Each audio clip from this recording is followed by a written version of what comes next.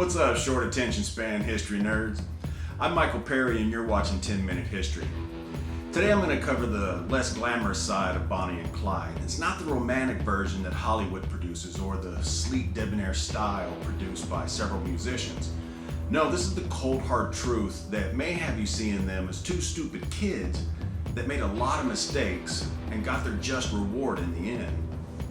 Bonnie Parker and Clyde Barrow were two young Texans whose early 1930s crime spree of barely 4 years forever sealed their fate in American history.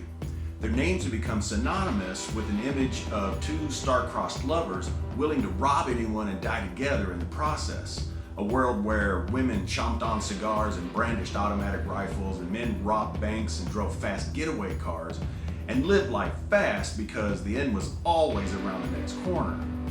Of course, myth and reality are rarely ever equal. The myth promotes the idea of a romantic couple in stylish clothing who broke the bonds of convention and became a threat to the status quo. They didn't fear the police and lived a life of glamorous luxury, always outrunning them. The reality is always different though. Sometimes incompetent, often careless, Bonnie and Clyde and the Barrow Gang lived a hard, uneasy life punctuated by narrow escapes, bungled robberies, injuries, and murder. They became one of the first outlaw media stars after some photos of them messing around with some guns were found by police. And the myth-making machine began to work and transform to magic. And had it not been for these photos being published, the life and times of Bonnie and Clyde would only be a half-spun story that was seldom told in parts of Texas. But soon fame would turn sour with their lives and they would end up in a bloody police ambush, and their dramatic and untimely end would only add to the luster of their legend. This is the untold truth about Bonnie and Clyde that Hollywood fails to cover. It's the romantic lesson story that plummets these two stars back to earth and makes them human tragedies rather than immortal bandits. Bonnie was born in West Texas in 1910, Clyde in Central Texas in 1909. Bonnie was the second of 3 children and Clyde was the 5th child of 7. They were both born into poverty and suffered a hard childhood. Whether due to poverty, poor education, or lack of parental guidance, they both found themselves making one mistake after another. Here are some of their lesser known mistakes that paint quite a different picture of the two.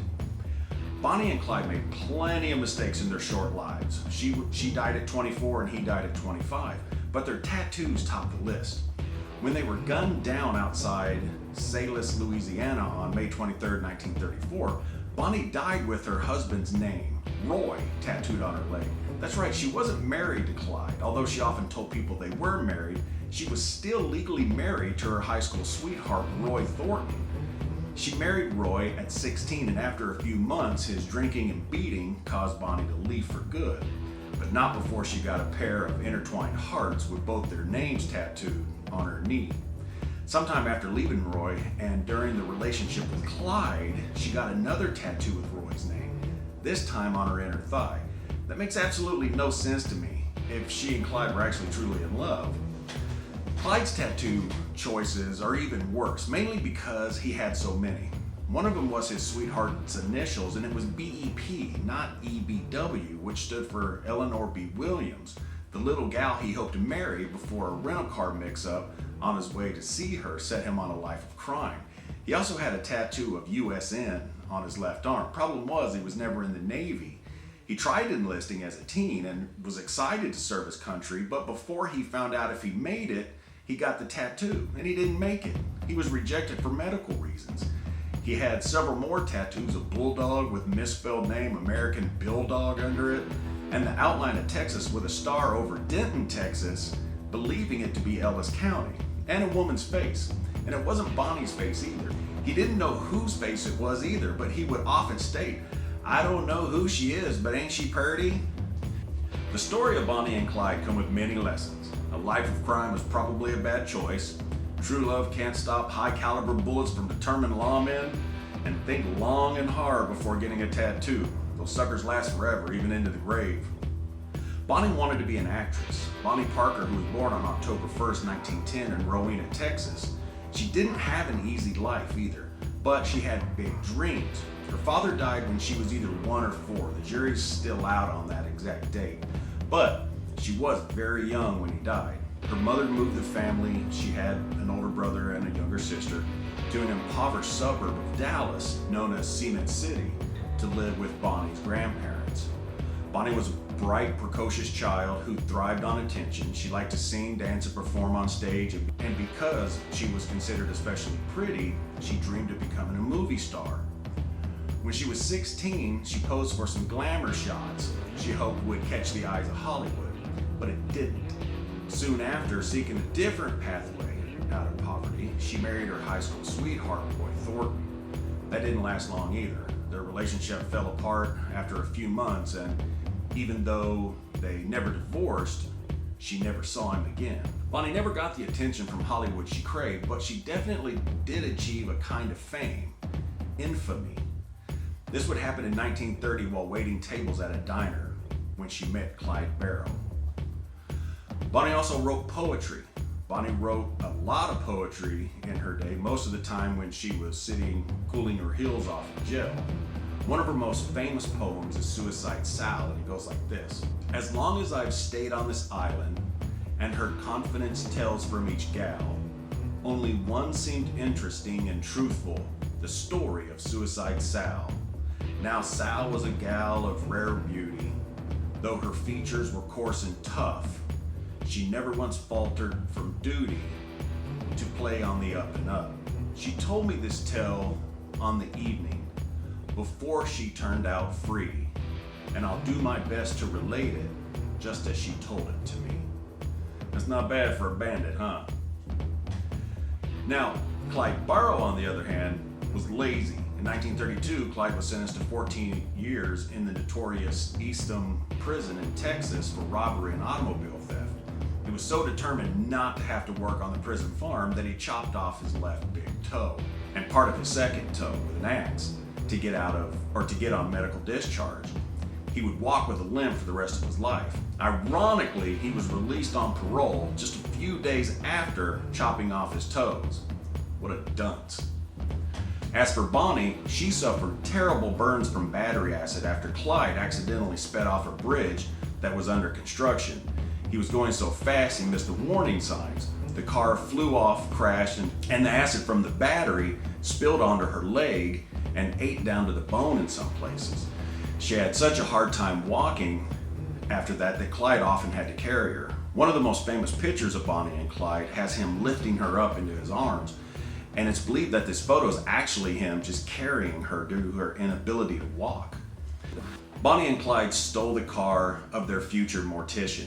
His name was Clyde Darby, a mortician in Ruston, Louisiana, and the proud owner of a Ford V8, which happened to be the favorite vehicle of Clyde. As fate would have it, the Barrow gang was passing through Ruston when Clyde took a shine to Dillard's car. While Dillard was having lunch at his boarding house, he witnessed someone stealing his car, and unaware it was the notorious and notoriously murderous Barrow gang, he gave chase. He even convinced a fellow boarder, a Miss Sophia Stone, to let him use her car to accompany him in the pursuit. Dillard and Sophia followed his stolen car out of town, and he was finally able to confront the driver, unaware that the rest of the gang had rolled up on them with guns drawn. Now, for some reason, the whole scenario amused the outlaws to no end, and after a minor physical altercation where Clyde beat him up, Bonnie insisted that their lives be spared, and once she found out that he was an undertaker, she told Dillard she hoped he would be the one that would work on her when the time came. Clyde even gave him $5 to get back home, but Clyde kept the car. It was later found crashed and riddled with bullet holes. That might have been a foreshadow of things to come. Their time came on May 23rd, 1934. Bonnie and Clyde were gunned down in an ambush near Salis, Louisiana. A lot of bullets were used. Dillard and Sophia helped identify the body, and Dillard honored Bonnie's wishes by assisting them with the embalming. However, it wasn't an easy task. The official coroner's report listed 17 holes in Clyde's body and 26 in Bonnie's. And since it was reported that more than 150 rounds were fired, that's probably likely an underestimation. The official coroner said that the body had so many holes that it was impossible to keep the embalming fluid in them, and that it was more like a New York City water fountain. Bonnie was wearing her wedding ring to Roy when she was gunned down. Now, whether it was a reminder of her past life or worth something that she could cash in someday, she was indeed wearing it on that fateful day of the shootout. But also keep in mind that she had 2 tattoos with Roy's name on her leg. The stories of Bonnie and Clyde are more myth than truth. Bonnie continued to write her poems as the Barrow Gang moved towards the inevitable end. Written shortly before her death, the autobiographical poem called The End of Line showed no illusions about her and Clyde's situation. They don't think that we're too smart or desperate. They know the law always wins. They've been shot at before. They do not ignore that death is the wages of sin. Someday they'll go down together and they'll bury them side by side. To a few it'll be grief, to the law relief, but it's death for Bonnie and Clyde. Bonnie and Clyde did go down together, her head at rest on his shoulder in the death cart, but they were buried separately. Bonnie's epitaph read, "As the flowers are all made sweeter by the sunshine and the dew, so this world is made brighter by the lives of folks like you." Now Clyde simply read, "Gone but not forgotten." So that's the unpopular truth of the legendary Bonnie and Clyde. Not as romantic as a Hollywood movie or as striking as an artist's painting of the two, but it's the truth, the cold hard truth of 2 young troubled Americans that met an early and bloody end. Please consider subscribing to 10-Minute History and giving the video a thumbs up if you enjoyed it. Also check out my other videos. Until next time.